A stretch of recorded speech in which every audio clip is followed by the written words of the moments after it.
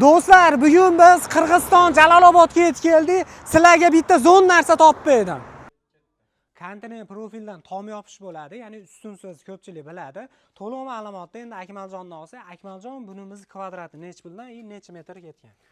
Aka, bu yerimiz 26 metrga 70 metr. Devorlarga ham stoyka qo'yganmiz, o'rtasiga ham stoyka qo'yganmiz. Firmalarimiz 2.30 ga qo'yganmiz, oralari 2 metrdan qo'ygan. 65 santimetrga rekasini qo'yib berganmiz aka.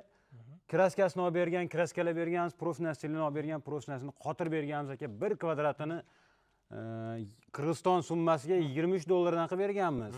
O'zbekistonga 240 ming so'mdan qilib beramiz aka, xudo xolasa. Eng arzoni, ya'ni 150 ming so'mdan boshlab 250 ming so'mgacha bo'ladi. Bu narxlarda ichida O'zbekiston, Qirg'iziston bo'ylab dastavka, ustanovka, mahsuloti hamma yo'g'ini o'z ichiga oladi. Eng qizig'i, ahamiyat bersalar, ya'ni bu tog'li hudud bo'ladi, 8 metr naryoqda tog'imiz turibdi.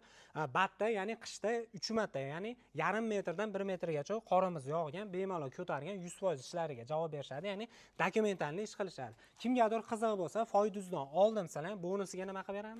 Aka, xudo xolasa ikki chetiga 70 metrdan 140 metr lato qo'yib berganmiz aka, konteynerda 2 listdan. Siz obunachilar o'shalarga bepul qilib beramiz aka. Xudo xolasa. Do'stlar, kimgadir shunaqa sifatli konteyner profildan tom yopish xizmati kerak bo'lsa, Akmaljon nomerini pastda qoldirdik. Foyduzdan oldim salang, albatta bonuslari bor.